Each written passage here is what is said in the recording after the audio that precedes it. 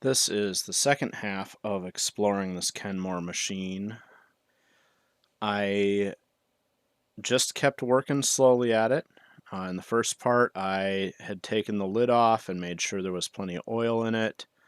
This is a machine that I've been putting out ads about getting free sewing machines to fix up and give away. Because the sewing machine project started with a friend of mine who had a student approach her to learn how to sew. And the person that approached her about learning to sew had a very cheap sewing machine, basically a toy one. And those are really challenging to use, even as an experienced sewer. So if you're learning how to sew and you have a cheap sewing machine that doesn't make a nice stitch, it's very easy to get discouraged or to think that you're doing something wrong or that sewing is too hard. But if you have a decent machine that throws a decent stitch, then you can learn to sew, and then once you are very good at sewing, all those cheaper machines, it's easier to be confident that you know what you're doing and the machine is just not stitching very well.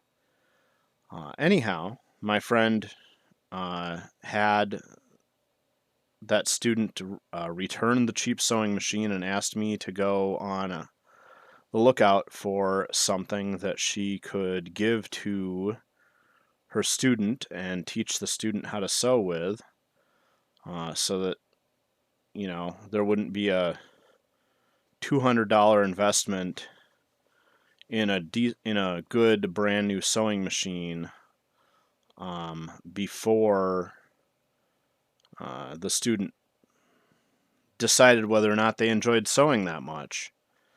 So that machine kicked off this. That was a Kenmore that was on this channel a while ago.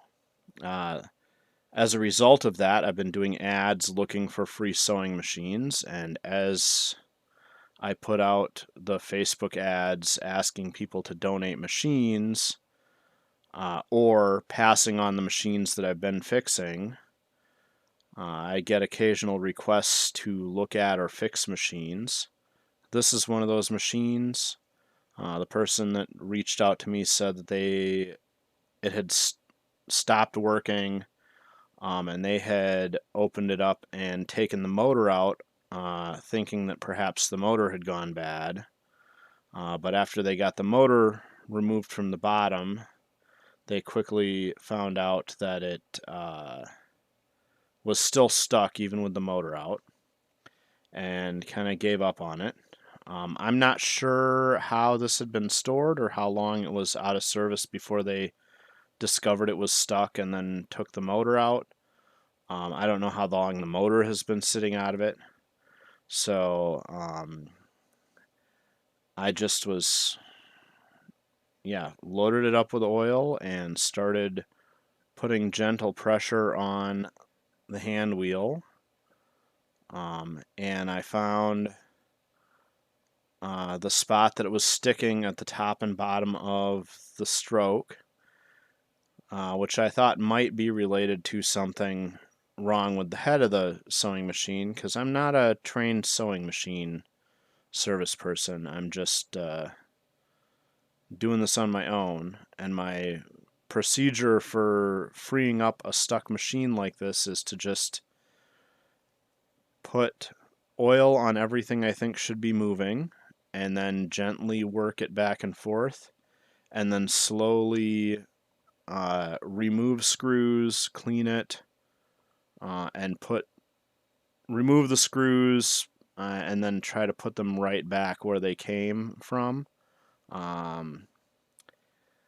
So this machine, I started on the top side, and I looked through the head and didn't really find anything, and then I tipped it on its back, and I unhooked the main linkage from the top cam that runs down to the bottom of the machine. There's a big push rod, connecting rod from the top that wobbles the lower shaft, and that lower shaft has a gear quarter on it, and that gear quarter wobbles back and forth and turns the hook and hook race. When I removed the top strap from that push rod that goes down through the machine to rock the shaft that turns the bobbin case and the hook and everything, I discovered that that was the thing that was stuck, because suddenly the top of the machine and the head and everything moved really smoothly and really nicely. So I turned the machine on its back and I started oiling and working oil into the two bushings on the rock shaft underneath that turns the hook and race.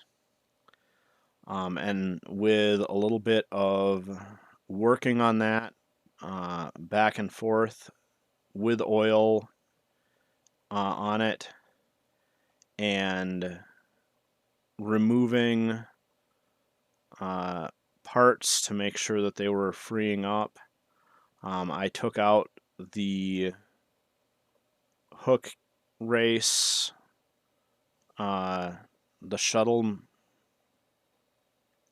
I don't even remember what it's called. The thing that pushes the hook back and forth, I took that out and the gear off the back of that. And I took the quarter gear out and loosened all that up.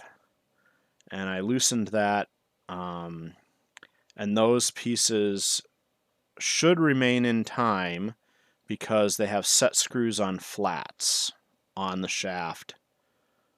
So it's just a matter of making certain that those flats and the set screw is lined up on those flats squarely. And then the machine should be in time. The way that you change the timing is to move the lower end of the crank where the connecting, or where that connecting rod comes out. So once I started to get that shaft to wiggle, by, like I said, oiling it, moving it carefully, removing a screw, putting the screw back in, wiggling it back, the machine started to move. So I applied more oil, and then I grabbed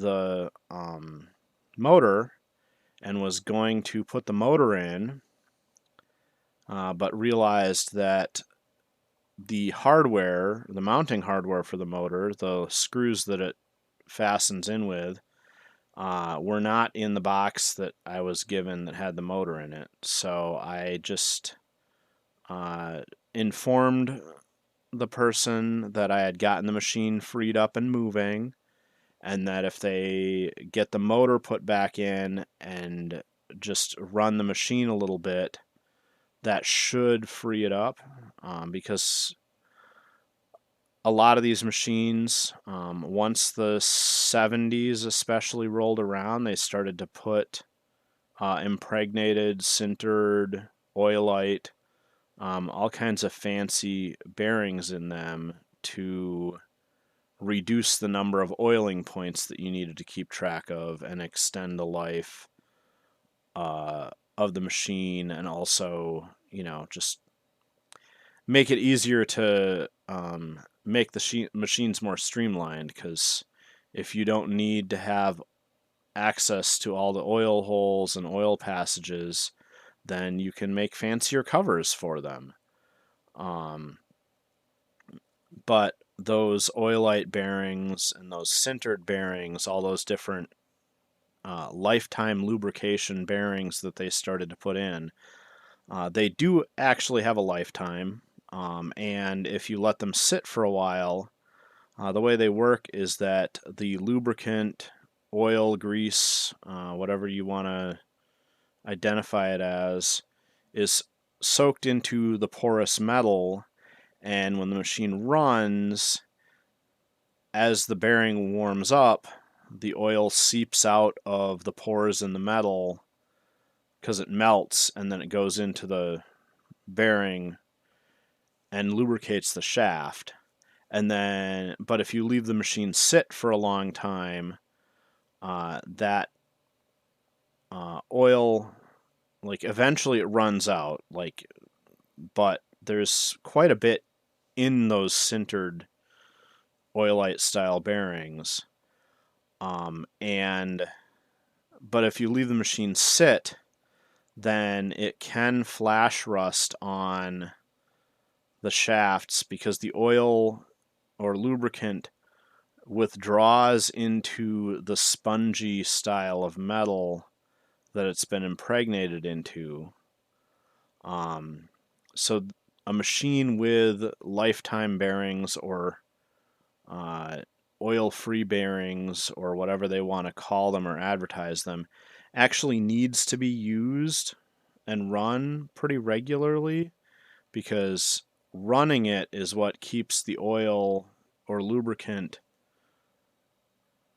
moving out of the bearing and onto the shafts into the movement area. And if you don't run the machine, then all that lubricant withdraws and it leaves the bearing unlubricated for however long you leave the machine sitting. So I think that's what happened to this machine. I have a feeling that they let it sit. Also, like I said, they're lifetime, but they do eventually run out of lubrication. So with this machine being 50 years old now, it probably, the lubricant that was in those maintenance-free bearings in the bottom is finally expiring, and so between letting the machine sit a little bit and the lubricant finally getting old, this bottom shaft seized up, and then because it wasn't readily apparent where you could lubricate it, the person who owned the machine just decided to give a new motor a shot, which is something that can happen. The motors on machines do go bad, and sometimes, and especially if you're overstraining your machine or overstraining the motor by running your machine a little tight or on extra hard materials, then you definitely can end up needing to replace your motor. But your first test, anytime you have a machine that's all locked up, if you suspect the motor, is just to unbelt the motor and see how the motor runs without the machine attached to it. Because when you unbelt the machine, then the motor should be able to run nice and easily, and it will give you some information about its condition. And then that will also show you that the machine is seized up, and it will give you better access to working on the machine and gently pushing it back and forth to work it free and see what might be wrong with it. Anyhow, the result is I did get this machine freed up, and it does move now. Hopefully the owner is able to find the mounting hardware and put the motor back in, and then with a little bit of running, the fresh oil will be able to work its way into those bearings and replenish the lubrication in them, and this machine should start working again.